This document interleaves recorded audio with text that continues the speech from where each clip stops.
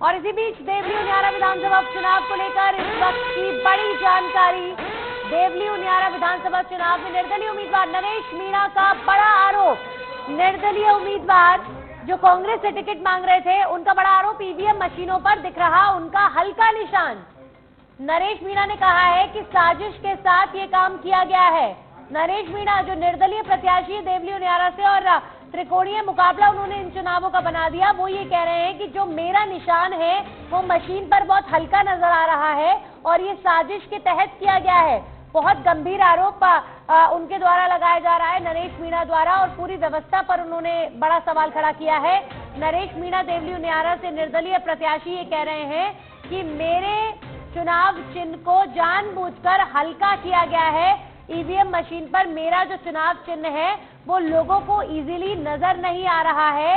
ये गंभीर आरोप नरेश मीणा लगा रहे हैं और अब ये देखने वाली बात होगी कि इस पर इलेक्शन कमीशन की तरफ से क्या कोई संज्ञान लिया जाता है, क्योंकि देवली उनियारा से नरेश मीणा निर्दलीय प्रत्याशी है। पहले कांग्रेस पार्टी से टिकट मांग रहे थे लेकिन उनको मिला नहीं इस बार टिकट और नाराज हुए। सचिन पायलट के नजदीकी है नरेश मीणा और अब पार्टी से बगावत कर चुनाव लड़ रहे हैं। हमारे सहयोगी भूपेंद्र जुड़ चुके हैं, सीधा उनका रुख करेंगे।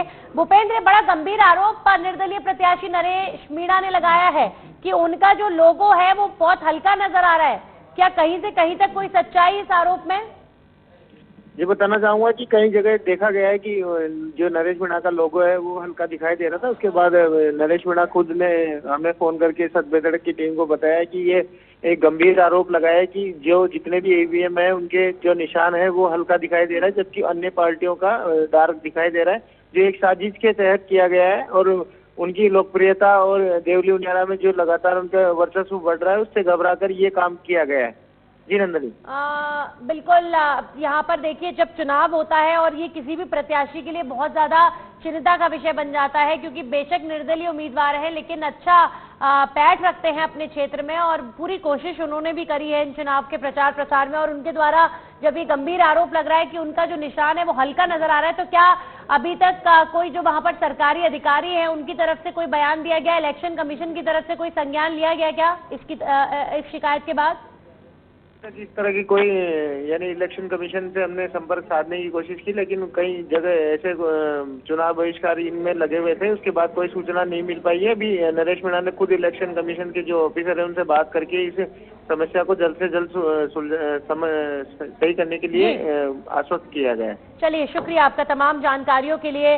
उम्मीद यही करेंगे कि जो प्रत्याशी हैं नरेश मीणा उनकी समस्या पर संज्ञान भी लें, क्योंकि बहुत ट्रांसपेरेंसी के साथ चुनाव वैसे तो इलेक्शन कमीशन कंडक्ट करवाता है, लेकिन कई बार बहुत छोटी छोटी शिकायतों में भी जो प्रत्याशी हैं वो डर जाते हैं, क्योंकि उनके लिए तो पूरा उनकी साख, उनका चुनाव, उनका जीवन जुड़ा होता है और बहुत मेहनत करता है कोई भी प्रत्याशी।